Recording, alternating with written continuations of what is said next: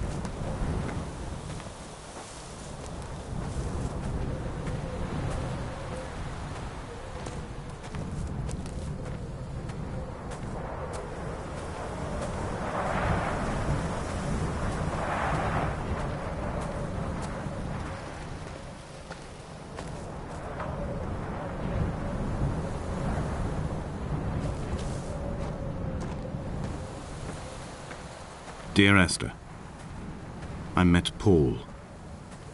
I made my own little pilgrimage. My Damascus, a small semi-detached on the outskirts of Wolverhampton. We drank coffee in his kitchen and tried to connect to one another. Although he knew I hadn't come in search of an apology, reason or retribution, he still spiraled in panic, thrown high and lucid by his own dented bonnet.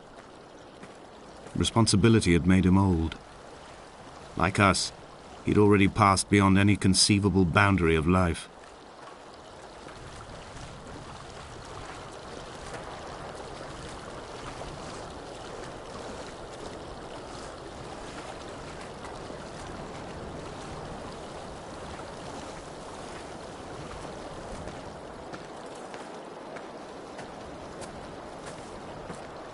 The vegetation here has fossilized from the roots up.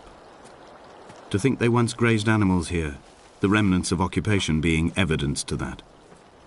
It is all sick to death. The water is too polluted for the fish, the sky is too thin for the birds, and the soil is cut with the bones of hermits and shepherds. I've heard it said that human ashes make great fertilizer, that we could sow a forest from all that is left of your hips and rib cage, with enough left over to thicken the air and repopulate the bay.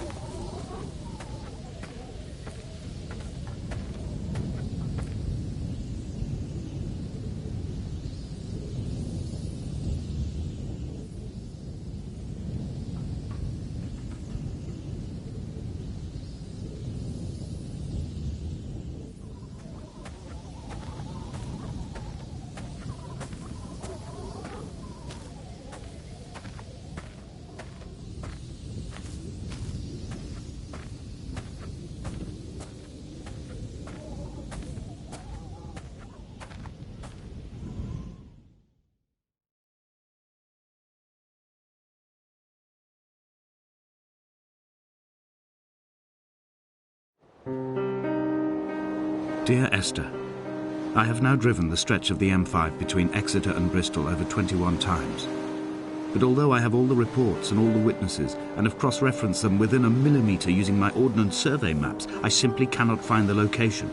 You'd think there would be marks to serve as some evidence. It's somewhere between the turn-off for Sanford and the welcome brake services, but although I can always see it in my rear-view mirror, I have as yet been unable to pull ashore.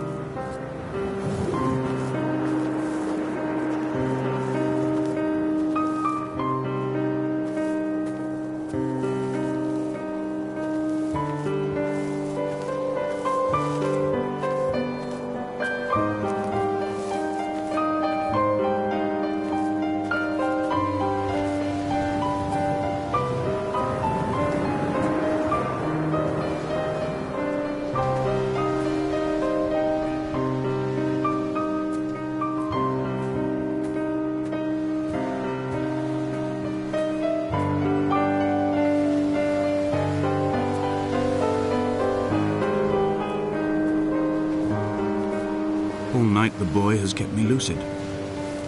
I sat, when I was at the very edge of despair, when I thought I would never unlock the secret of the island, I sat at the edge and I watched the idiot boy blink through the night. He's mute and he is retarded, and he has no thought in his metal head but to blink each wave and each minute aside until the morning comes and renders him blind as well as deaf-mute. In many ways, we have much in common.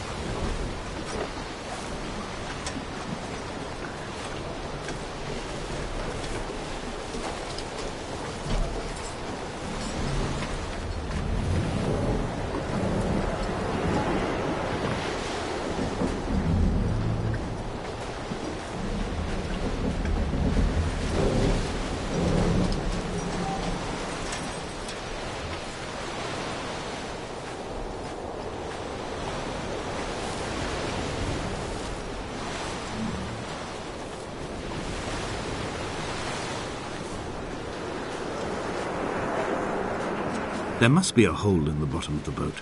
How else could new hermits have arrived?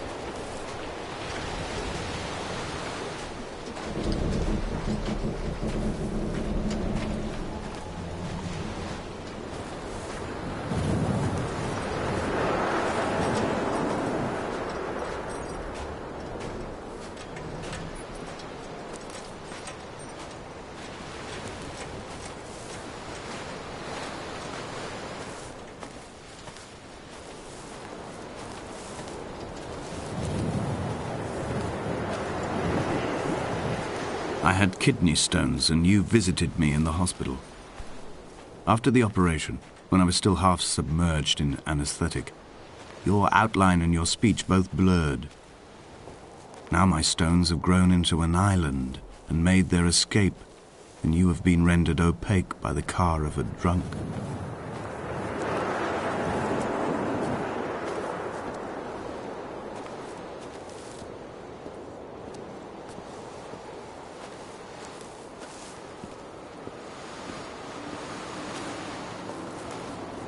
Is this what Paul saw through his windscreen?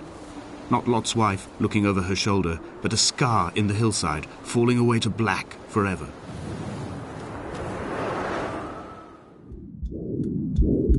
Come back.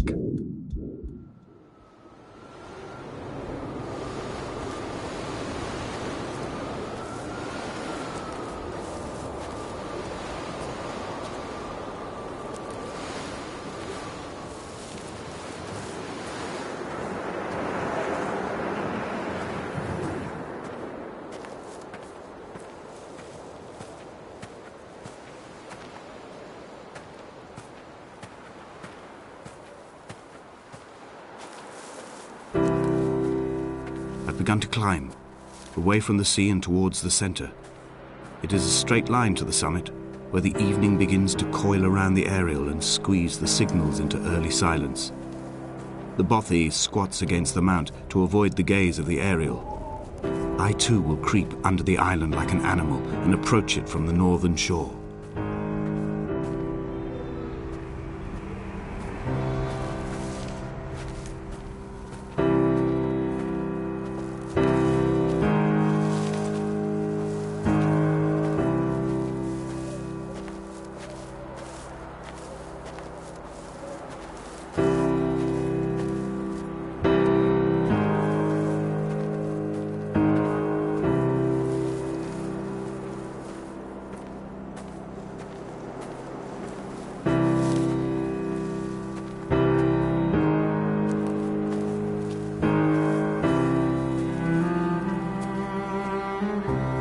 The bothy was constructed originally in the early 1700s. By then, shepherding had formalized into a career. The first habitual shepherd was a man called Jakobsen, from a lineage of migratory Scandinavians. He was not considered a man of breeding by the mainlanders. He came here every summer whilst building the bothy, hoping eventually that becoming a man of property would secure him a wife and a lineage. Donnelly records that it did not work. He caught some disease from his malcontented goats and died 2 years after completing it. There was no one to carve white lines into the cliff for him either.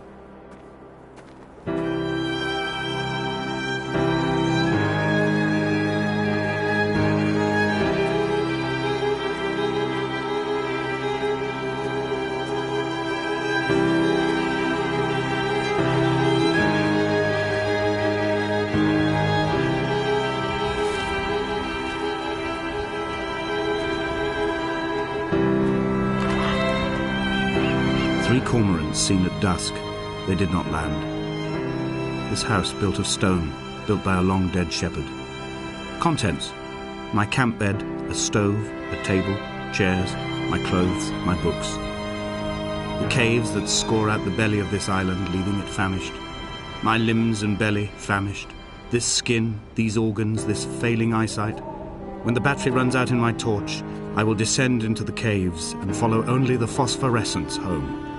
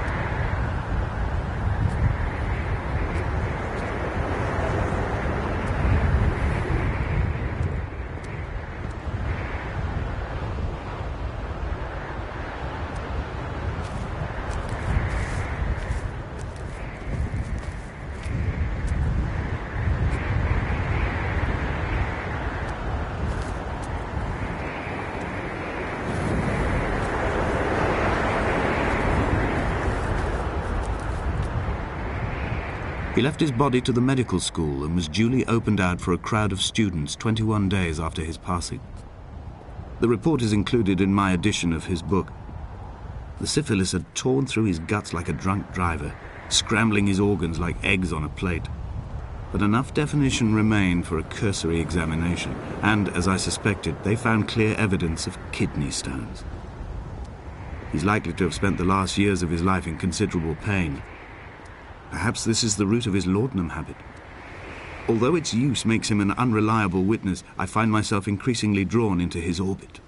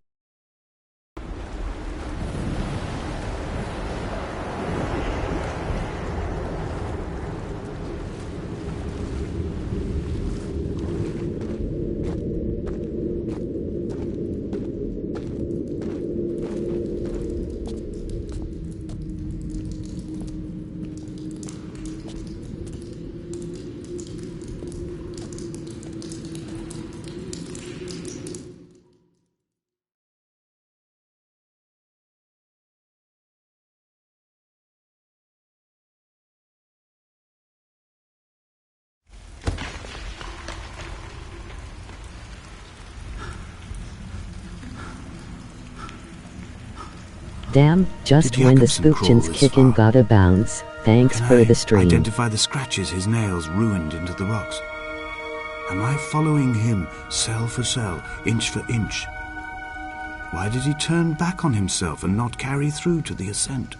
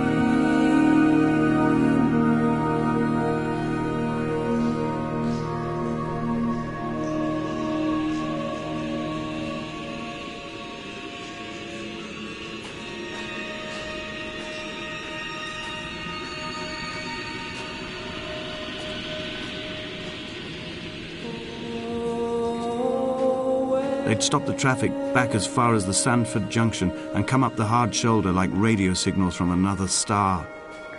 It took 21 minutes for them to arrive.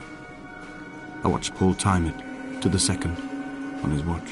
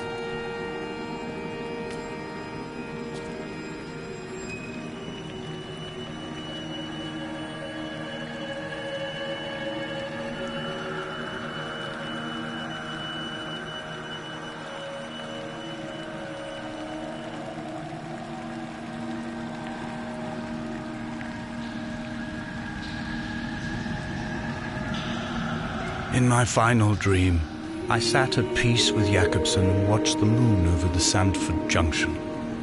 Goats grazed on the hard shoulder, a world gone to weed and redemption. He showed me his fever scars, and I mine, between each shoulder the nascency of flight.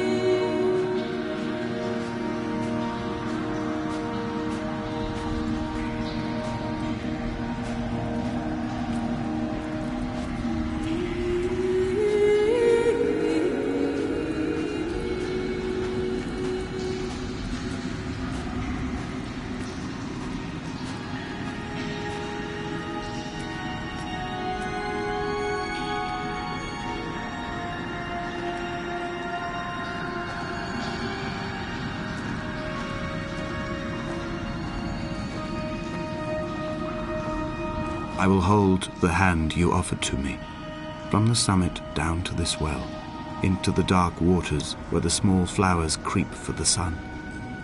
Headlights are reflected in your retinas, moonlit in the shadow of the crematorium chimney.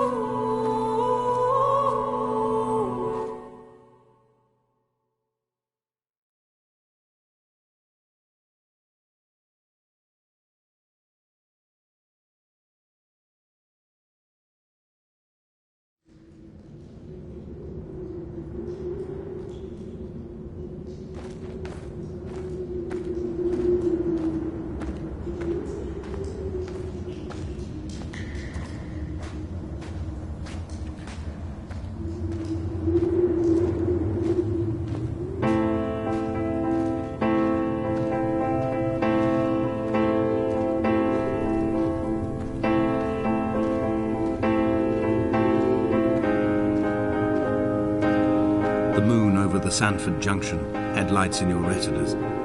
Donnelly drove a grey hatchback without a bottom. All the creatures of the tarmac rose to sing to him. All manner of symbols crudely scrawled across the cliff face of my unrest. My life reduced to an electrical diagram. All my gulls have taken flight. They will no longer roost on these outcrops. The lure of the moon over the Sanford Junction is too strong.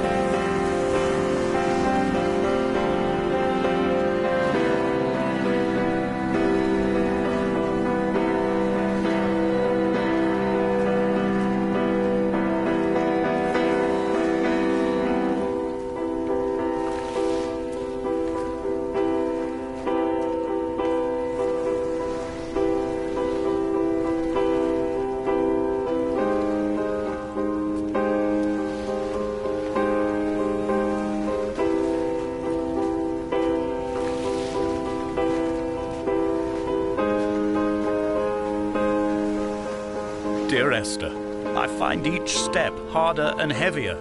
I drag Donnelly's corpse on my back across these rocks, and all I hear are his whispers of guilt, his reminders, his burnt letters, his neatly folded clothes. He tells me I was not drunk at all.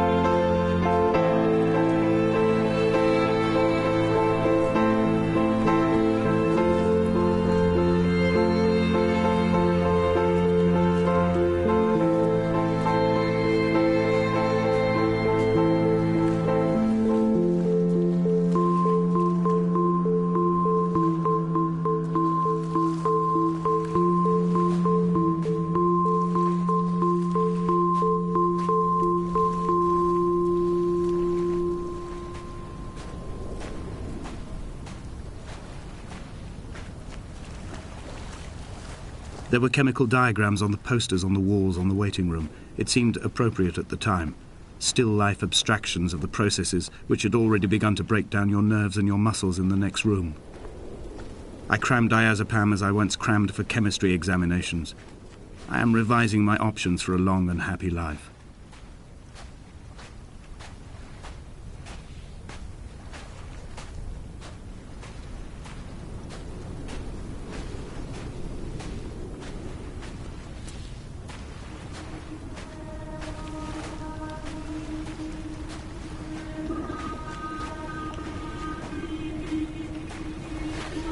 From here, I can see my armada. I collected all the letters I'd ever meant to send to you, if I'd have ever made it to the mainland, but had instead collected at the bottom of my rucksack, and I spread them out along the lost beach. Then I took each and every one, and I folded them into boats. I folded you into the creases, and then, as the sun was setting, I set the fleet to sail. Shattered into 21 pieces, I consigned you to the Atlantic, and I sat here until I'd watched all of you sink.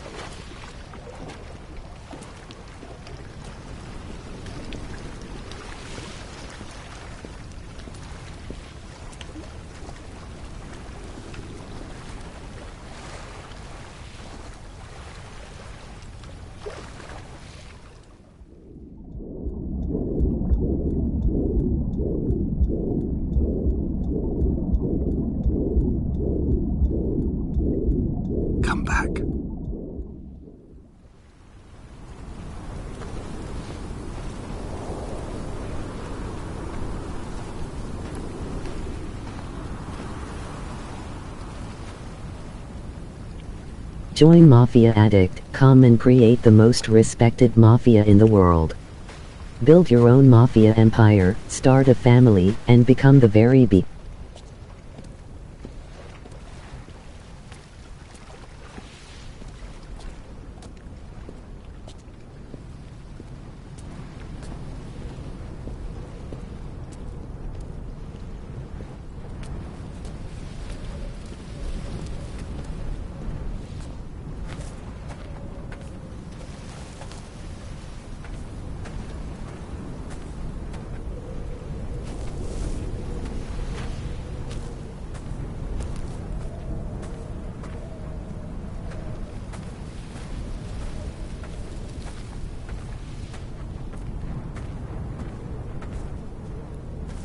I will drag my leg behind me. I will drag it like a crumpled hatchback, tires blown and sparking across the dimming lights of my vision. I'm running out of painkillers and am following the flicker of the moon home. When Paul keeled over dead on the road to Damascus, they restarted his heart with the jump leads from a crumpled hatchback. It took 21 attempts to convince it to wake up.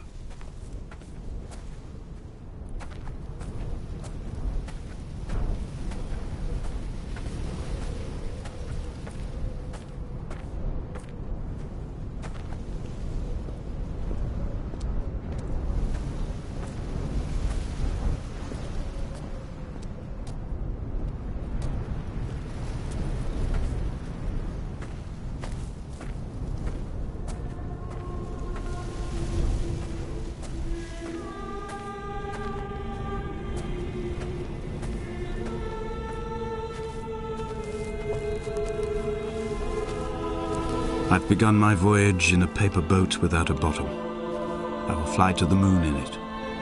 I've been folded along a crease in time, a weakness in the sheet of life. Now you've settled on the opposite side of the paper to me.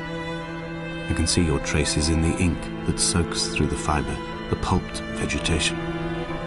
When we become waterlogged and the cage disintegrates, we will intermingle. When this paper aeroplane leaves the cliff edge and carves parallel vapor trails in the dark, we will come together. Come back.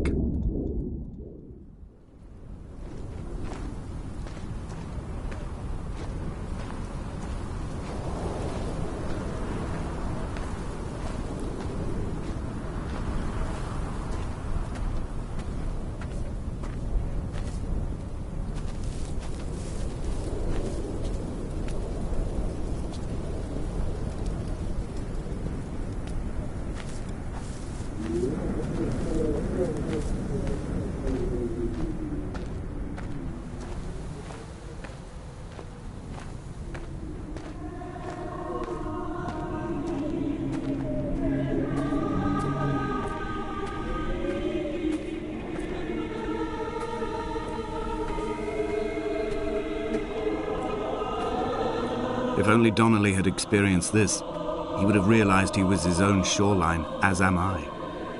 Just as I am becoming this island, so he became his syphilis, retreating into the burning synapses, the stones, the infection.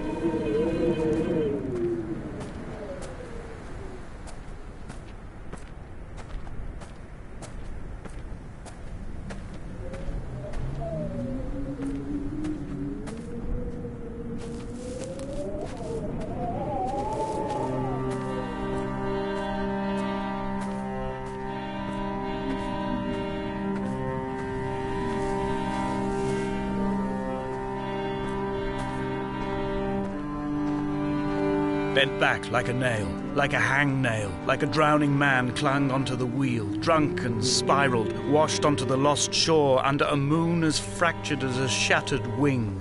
We cleave, we are flight and suspended, these wretched painkillers, this form inconstant. I will take flight, I will take flight.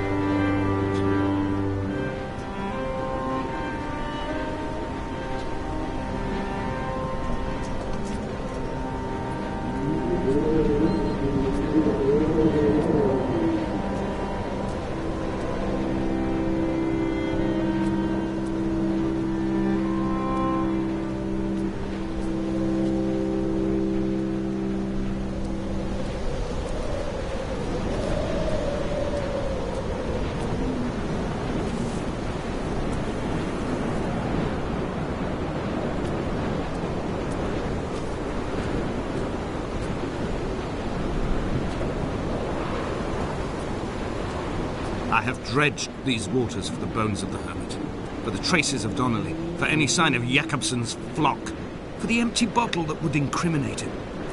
I have scoured this stretch of motorway 21 times, attempting to recreate his trajectory, the point when his heart stopped dead and all he saw was the moon over the Sanford Junction. He was not drunk, Esther. He was not drunk at all, and it was not his fault. It was the converging lines that doomed him. This is not a recorded natural condition. The gulls do not fly so low over the motorway and cause him to swerve. The paint scored away from his car in lines like an infection, making directly for the heart.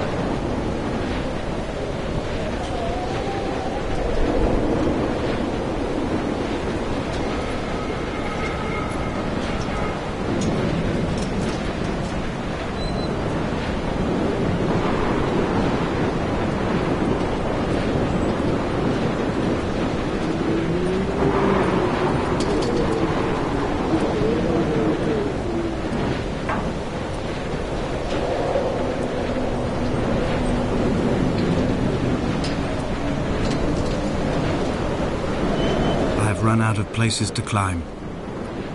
I will abandon this body and take to the air.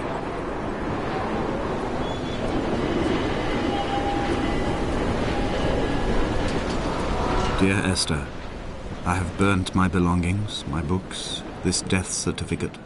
Mine will be written all across this island. Who was Jakobsen? Who remembers him? Donnelly has written of him, but who was Donnelly? Who remembers him? I have painted, carved, hewn, scored into this space all that I could draw from him. There will be another to these shores to remember me. I will rise from the ocean like an island without bottom, come together like a stone, become an aerial, a beacon, that they will not forget you. We have always been drawn here. One day the gulls will return and nest in our bones and our history. I will look to my left and see Esther Donnelly flying beside me. I will look to my right and see Paul Jakobsen flying beside me. They will leave white lines carved into the air to reach the mainland, where help will be sent.